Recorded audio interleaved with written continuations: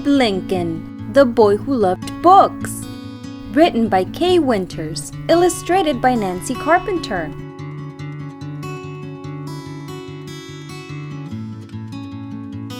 To Marguerite Winters, who has always loved Lincoln. To the Bilingual family, a family of book lovers. Special thanks to Jessica Schultz, a sensitive editor.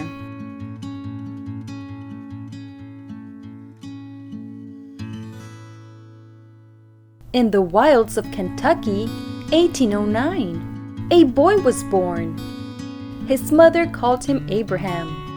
His last name, Lincoln. His bed was made from corn husks. His covers, skins from bears. His cabin built with logs from towering trees.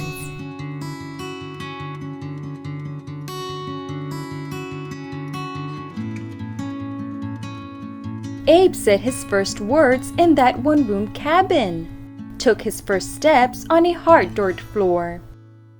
A wood fire chased the cold and cooked corn pone. The door swung open, shut on leather hinges. A tiny window looked out on his world.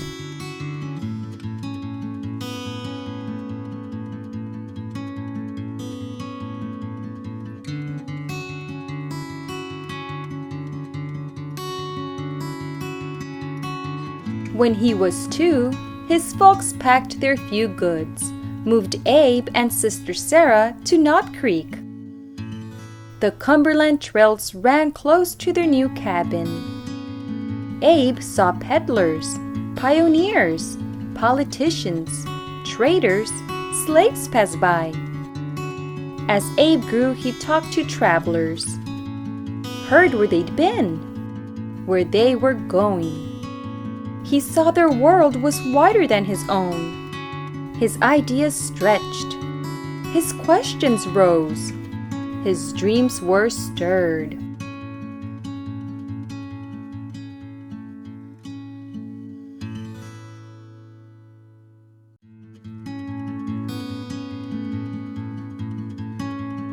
At school, he worked with numbers 1 to 10. He shaped his letters A to Z with a charcoal stick.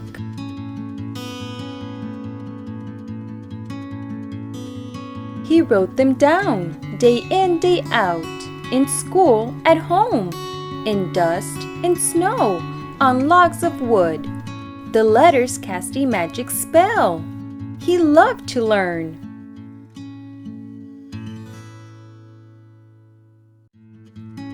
His parents had no schooling. But when day was done, the family sat close by the fire. His mother shared the Bible stories she knew by heart. His father spun yarns, told jokes, and made them laugh.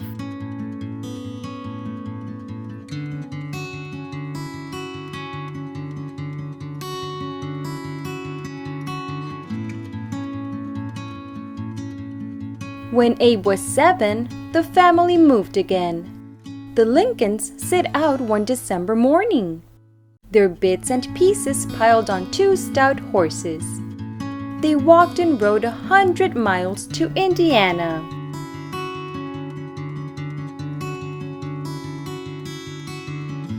They crossed the Ohio River on a makeshift ferry. Abe helped his father hack a trail through forests thick with trees and tangled vines, until at last they came to land they claimed.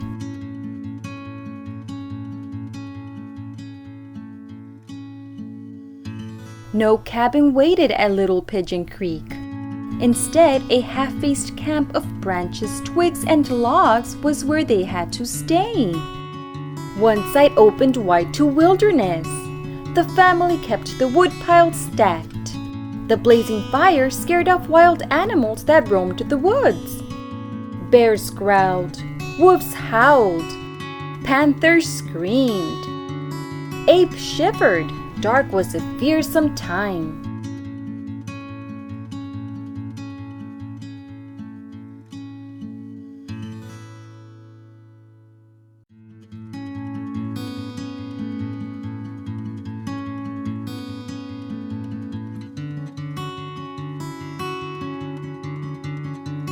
Then settlers came to help the family raise a home.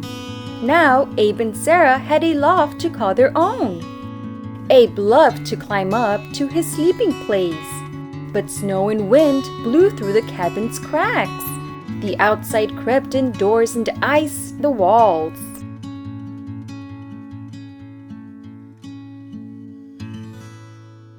Just once, Abe shot a turkey in the woods, but not again. He vowed he would not take the breath from living things.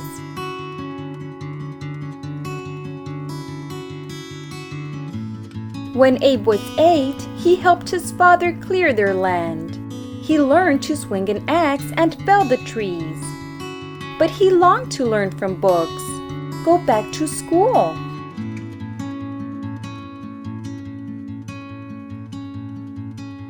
When Abe turned 9, dark days fell upon him.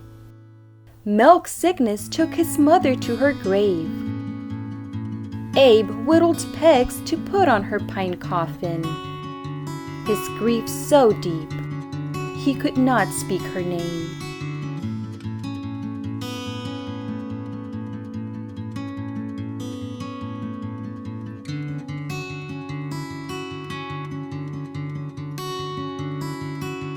A year limped by. His father went to find a wife. He brought back a widow with 3 children. Her heart so wide, she took in Abe and Sarah as her kin.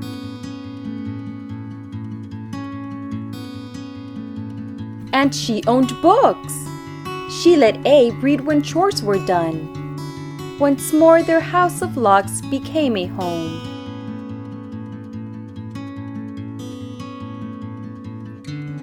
She sent the children back to school. Abe wore 2 short buckskins and a raccoon cap. He drew his letters with a turkey buzzard quill. Abraham Lincoln his hand and pen, he will be good, but God knows when. He learned to add, subtract on planks of wood. But most of all, he loved to read. Win spelling bees, spin yarns, tell tales.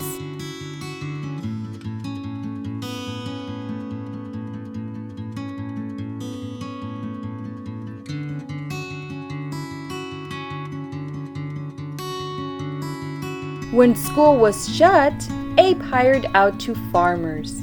His father kept the earnings for the family. Abe split rails, dug wells, chopped trees. But all the while he worked, he yearned to learn. To anyone who'd listen, he liked to say, "The things I want to know are in books."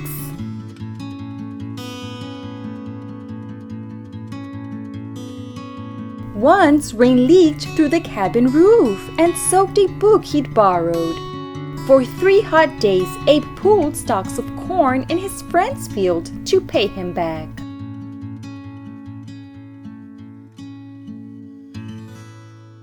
When Abe plowed, a book sat in his back pocket. At each row's end, he'd take it out and read. His horse would wait for him to turn the page. The neighbors shook their heads and called him lazy.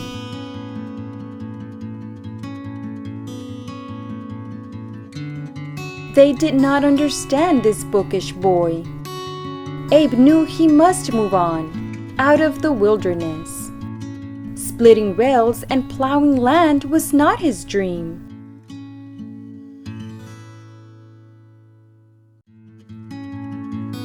At 19, he pulled a flatboat down the river. Saw people and places beyond backwoods. Saw black men, women, and their children bound in chains. A sign above their heads read, "Auction Block."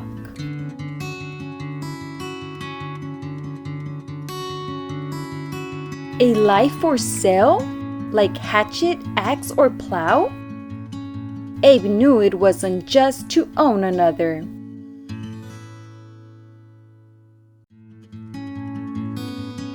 New Salem, Illinois was where Abe settled. 100 folk or more lived in this place. he hired on to run the general store. Folks like to tell that once he overcharged someone 6 cents. But honest Abe walked miles to give it back.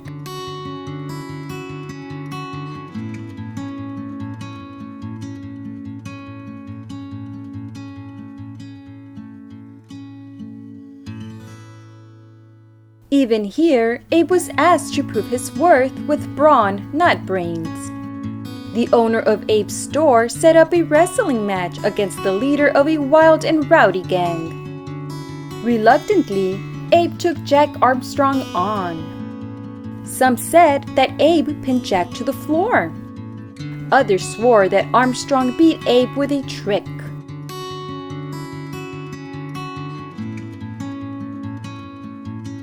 But when Jack saw Abe's strength, he shook his hand, and they became close friends in years to come.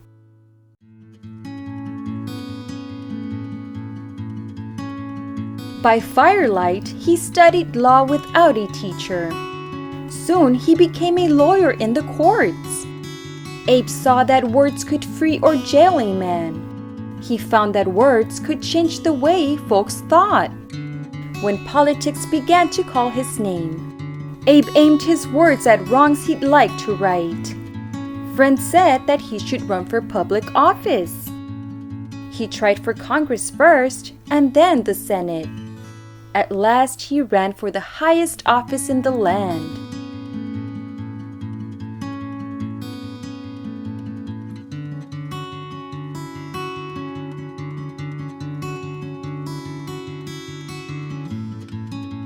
Abraham Lincoln, born in a log cabin, child of the frontier, head in a book, elected our 16th president. From the wilderness to the White House, he learned the power of words and used them well.